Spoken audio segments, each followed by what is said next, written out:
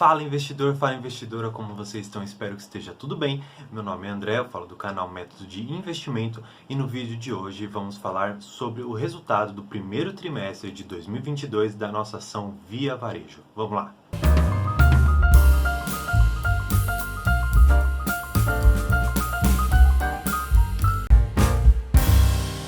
Bem, eu acordei já com a notícia, meu Deus, Via Varejo tem uma despencada nos seus lucros de mais de 90%.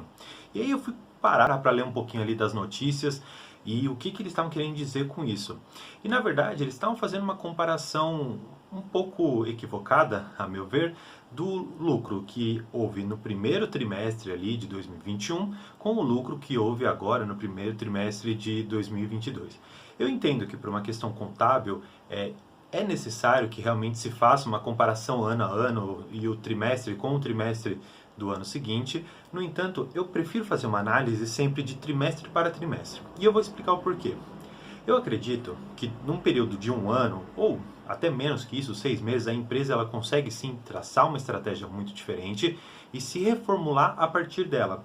Por isso que eu comento sempre nos meus vídeos. Eu gosto de ver uma empresa que ela traga nos seus resultados trimestrais, nas suas apresentações, os projetos que ela tem, aquilo que ela planeja fazer e tudo mais. Por quê? Com base nisso, eu consigo verificar, trimestre a trimestre, se ela está efetivamente entregando ou buscando entregar aquilo que ela está prometendo.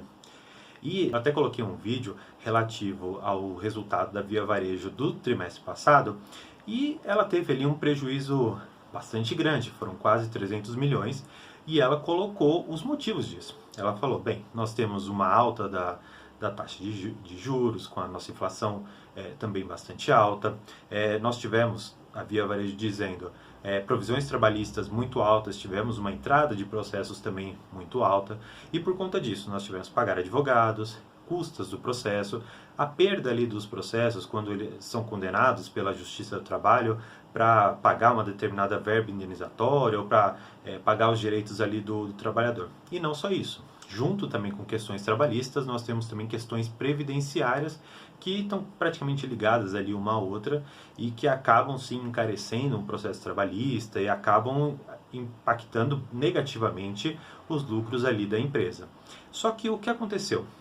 Do último trimestre para cá, a Via Varejo, ou Via, como é o atual nome dela, trouxe uma diminuição bastante relevante de 43% a menos de entrada de novos processos trabalhistas. Eu não posso negar que ainda assim é um número relativamente alto, porque ainda assim tem muitos processos entrando, só que ela deixa claro o seguinte, que toda essa provisão trabalhista que eles têm feito e toda essa demanda trabalhista que está entrando é fruto de uma cauda, ou seja, é alguma coisa que veio da gestão passada e que ela permanece impactando na gestão atual. É uma questão de se preocupar? Obviamente, afinal de contas, quando estamos falando de questões trabalhistas, nós temos, acho que o mais importante, por que isso aconteceu?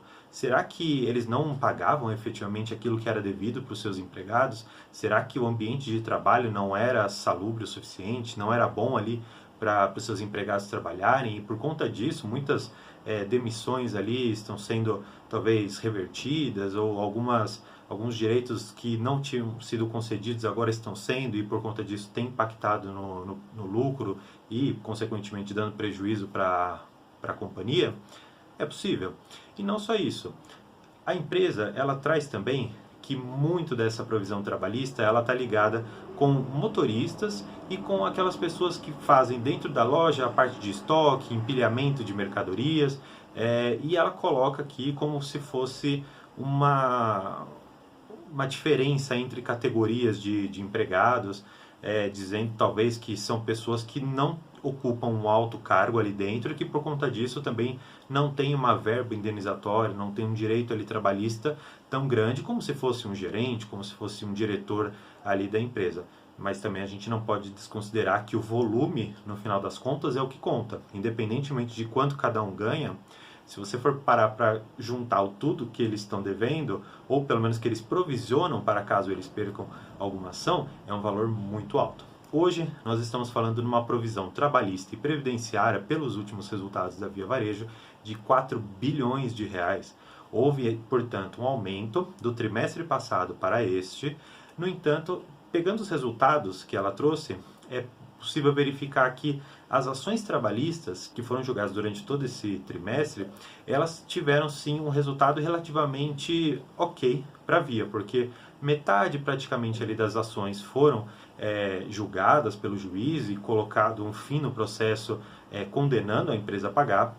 Uma outra parte, houve ali um acordo, onde a empresa ela conseguiu pagar menos do que aquilo que o trabalhador ele estava pleiteando e, consequentemente, também reduziu as perdas que a companhia tinha. E houve algumas ações que a empresa ela conseguiu comprovar que, efetivamente, o trabalhador foi demitido por justa causa e aquela justa causa foi comprovada, ou que ela pagou todos os direitos que o trabalhador tinha e, por isso, o juiz ele não deu a causa ganha, não julgou procedente ali para o trabalhador. Deu, claro, a causa ganha para a companhia. E tudo isso, todo esse contexto, faz com que a empresa ela tenha reportado um valor final de lucro ou de prejuízo, que isso eu já vou comentar com vocês, relativamente bom. Em alguns sites, a gente pode ver que lá fala que a Via Varejo teve uma diminuição dos seus lucros de praticamente 90%, e aí, lendo um pouquinho a matéria, você percebe que os especialistas estavam projetando talvez um prejuízo de 128 milhões, outra ali colocou uma média de prejuízo de 70 milhões, e no final das contas o que a Via Varejo ela reportou foi um lucro, e um lucro de 18 milhões de reais. Parando para analisar um pouquinho esse dado, você pode imaginar, bem, isso aqui é um lucro depois de tantos prejuízos que ela reportou, mas também não é um lucro muito relevante. Só que aqui nós temos que fazer uma diferenciação que até eles colocam na sua página inicial ali de apresentações, que na verdade o lucro dela foi acima dos 80 milhões. Só que por conta de provisões trabalhistas e por conta de as despesas trabalhistas também terem sido bastante altas nesse trimestre, esse lucro de 80 foi diminuído ali para 18 milhões. É um valor relativamente bom. Isso tem mostrado que a empresa tem trazido sim todo aquele comprometimento que ela vem falando que vai ter em todos os seus relatórios, em todas as comunicações do mercado, e ela traz um guidance para a gente, ou seja, ela traz um plano de ações a partir do qual ela consegue dizer para nós que a partir de um determinado momento o resultado da empresa vai se alterar e por conta disso vai ser também favorável. No relatório, ela coloca o seguinte, olha, nós temos provisões trabalhistas, nós temos créditos de tributos para serem compensados e tudo isso junto, a partir mais ou menos de 2023, isso vai refletir positivamente para a companhia. Qual que é o recado que eles estão querendo dar para a gente? Olha, nós estamos passando por um turnaround, ou seja, nós estamos passando por um momento em que a empresa está se reestruturando por conta de uma nova gestão, por conta de um panorama totalmente diferente e que nós precisamos da confiança dos acionistas e dos investidores para perceber que a empresa ela tem sim algumas dificuldades, mas que o plano de estruturação da companhia, do jeito que ele foi elaborado, a partir de 2023 ele tende a dar resultados positivos. Eu confesso que eu não sei exatamente se essa previsão de 2023 para a companhia ele é realmente fidedigno. E eu trago aqui algumas das minhas preocupações. Muitos dos produtos que nós compramos, por exemplo, no Ponto, que é o antigo Ponto Frio, nas Casas Bahia, em algumas outras lojas ali do ecossistema que ela tem, eles são produtos que são, na sua maioria, eletrônicos, tem algum componente eletrônico, e nós estamos vendo que a China, que é uma das maiores exportadoras ali de produtos eletrônicos e fabricantes também de alguns produtos eletrônicos, ela está tendo um fechamento muito rigoroso para tentar conter essa nova onda de pandemia que está acontecendo lá. E nós temos também notícias de que os portos ali na China, eles estão basicamente parados e que existem navios que estão trazendo algumas cargas que não estão mais conseguindo chegar lá. E por conta disso, não conseguindo chegar à fábrica, consequentemente também não consegue chegar aqui. Isso, logicamente, portanto, encarece o preço do produto que está aqui no Brasil, por conta de a procura manter-se estável, mas a oferta deste produto reduzir bastante, já que não chegam peças, não chegam produtos novos, e encarecendo o preço, Ou você diminui a margem que tem aqui na empresa, porque ela tenta comprar esse produto que já está caro e tenta revender por basicamente o mesmo preço para não perder o cliente, ou ela simplesmente não consegue vender esse produto consequentemente, também ela não tem o lucro esperado por isso. Então, em toda essa questão da China, ela é muito interessante para nós notarmos que os resultados da Via, eles ainda vão ser fortemente impactados, provavelmente nesse próximo trimestre. Hoje, nós conseguimos ver uma recuperação bem singela da empresa, com um resultado ali positivo de 18 milhões, não essas notícias mirabolantes de que o lucro foi 90% a menos e coisa assim. Como eu disse, por uma questão contábil, eu entendo que a comparação ano a ano, de trimestre com trimestre, é uma coisa que é comum na contabilidade.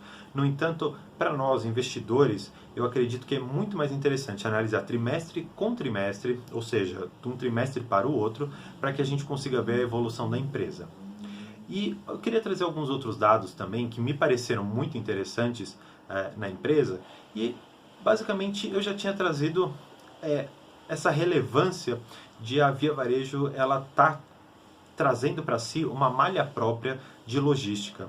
E eu achei interessante que não só a ampliação dessa malha logística que está sendo feita, ela também está investindo fortemente em tecnologia. Lá no seu relatório, ela coloca que houve uma aplicação financeira de 300 milhões de reais para tanto logística quanto tecnologia para trazer esse novo modelo tecnológico e digital das suas vendas. Tanto é que a entrada no digital da Via Varejo, ela aumentou bastante a participação ali no mercado, do market share, que ela tem conseguido manter alguma coisa constante. Nesse trimestre, ela perdeu coisa de 0,1%, ou seja, alguma coisa bastante irrelevante para o resultado global da empresa. Na verdade, ela tem demonstrado ali que houve um crescimento pequeno, mas houve, do número de participantes no seu ecossistema, do número de clientes ali dentro desse ecossistema. Ela trouxe que mais da metade dos novos clientes que estão ali comprando são pessoas que nunca passaram pelas Casas Bahia, ou seja, não tinham pelo menos um cadastro ali dentro, mas mostrou também que a outra metade desses 50% são ou clientes que ainda estão pagando alguma coisa e voltaram a comprar, ou que já compraram alguma coisa e estão retornando mais uma vez para a empresa. Então é interessante notar que a empresa está conseguindo trazer para o seu cliente produtos mais interessantes, produtos mais duráveis, produtos com maior confiabilidade, e isso traz o cliente de volta. E por fim, interessante pontuar, apenas para que a gente consiga ter a dimensão do quanto que nós estamos falando, por exemplo, de créditos que a empresa ela tem para receber, existe ali dentro do relatório uma probabilidade de a empresa ela receber alguma coisa em torno de 500 milhões de reais por conta de tributos que foram pagos e que eles porventura podem ser restituídos ou que não eram devidos. Enfim, de alguma maneira ela coloca que esse crédito tributário ele vai voltar para a empresa. A Via Varejo ela colocou no seu relatório aqui de apresentação basicamente um gráfico a partir do qual ela vai se basear para pagar as dívidas que ela tem, que foram necessárias para conseguir um crédito, um financiamento para ela se desenvolver, para ela crescer, ou seja, para passar por todo aquele processo de reestruturação que ela faz. E eu vou deixar aqui na tela, basicamente esse gráfico, ele coloca que nós temos um alto valor para ser pago agora e um outro alto valor ali no começo do ano que vem.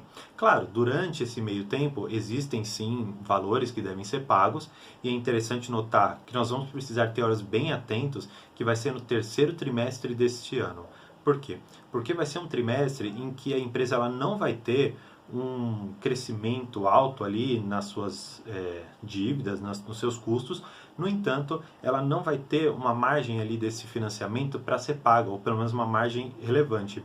E por conta disso, neste trimestre os resultados eles podem ser um pouco distorcidos. E eu já quero deixar isso já registrado, porque vai ser interessante para que quando nós assistirmos esse vídeo mais uma vez, lá na frente, para perceber se a empresa teve uma evolução, para não termos os olhos viciados de um lucro muito alto, sendo que a empresa ela continua sim com uma dívida relativamente alta. Hoje os especialistas estão considerando uma dívida de 3,8 a 4 vezes de alavancagem, então a empresa está relativamente bem alavancada, ou seja, ela tem muito dinheiro que ela captou para tentar reestruturar a empresa e ela precisa pagar isso, ou seja, a dívida que ela tem é 4 vezes maior do que o lucro que ela está reportando hoje, por exemplo. É basicamente essa conta que os especialistas fazem.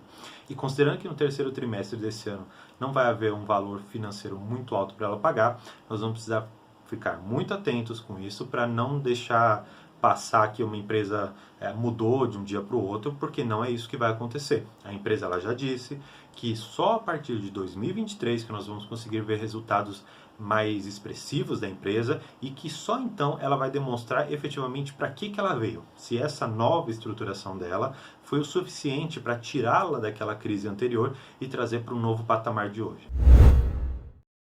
Eu acho que o primeiro trimestre aqui de 2022, que tem sido bastante caótico, com tantas e tantas coisas que acontecem, não só aqui no Brasil, mas também no mundo afora, eu acho que a empresa ela reportou um lucro bastante interessante. 18 milhões é um valor razoável, considerando o tamanho da empresa, e eu acredito sim que a empresa tem um futuro bem interessante, mas vai pedir de mim, um investidor comum, assim como de você, um investidor, uma investidora comuns, que tenham paciência com a empresa e que continuem analisando trimestre após trimestre se ela tem trazido aquilo que ela disse que ia trazer. Trazendo, nós vamos continuar aportando na empresa. Não trazendo, a gente vai precisar rever se essa empresa vai, nos próximos balanços dela, mostrar que ela mudou alguma coisa ou não. O investimento, a meu ver, ele é baseado nisso, na confiança no que o gestor ele traz nos seus relatórios e aquilo que ela cumpre ou não cumpre. Baseado nisso, a gente faz o nosso investimento ou não. Então, me conta, você investe na Via Varejo? Você acha que esse resultado foi bom? Você acha que não foi? Acha que poderia ter sido alguma coisa melhor? Te agradou? Não te agradou? Enfim, comenta aqui pra mim. Se você gosta desse tipo de conteúdo, também se inscreva no canal. Eu estou postando vídeos semanalmente para basicamente trazer um pouco da minha vida de investidor e trazer um pouco sobre algumas empresas ou alguma coisa sobre a ideologia de investimento. Então, é isso. Muito obrigado e tchau!